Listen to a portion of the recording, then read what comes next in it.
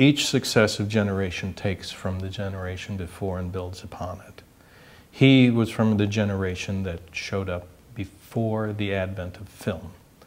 All those people that entered the silent film era, whether it be Buster Keaton or Charlie Chaplin or the Marx Brothers, when they were children, Oakley was their hero. Oakley was the person that they wanted to be like.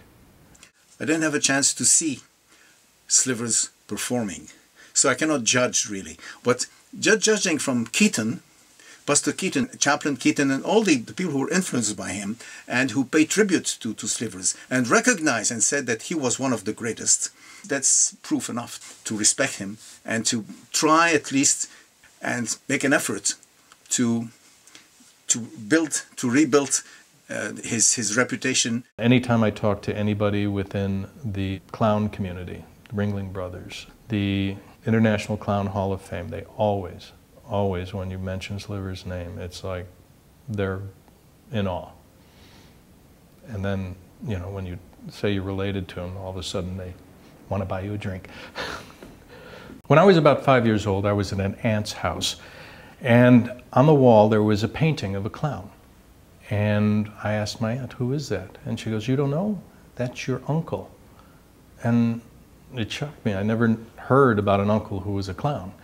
And she said that, well, he lived at the turn of the 20th century and that he was the most famous clown in America at the time.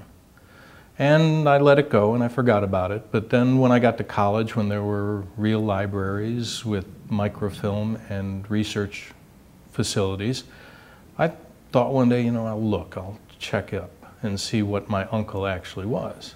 And that's when it started.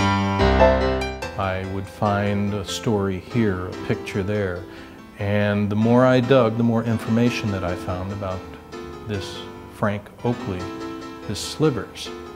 And I just started compiling information, and it would pile up and pile up and pile up. And the more I found out about him, the more interesting his life became.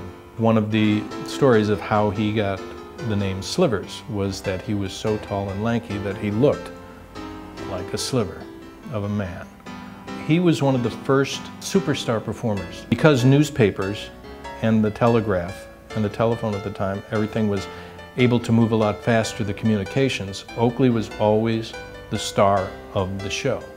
He pretty much could be booked anywhere in the country, and he would travel a lot. You know, it was right after railroads came into the mainstream. So you were able to travel across the country and do all those things and make appearances all over the country all the time. And at times when he was working at Madison Square Garden or the Hippodrome, they would have a block of time where they were in town. But they were nomads just like any circus gypsy.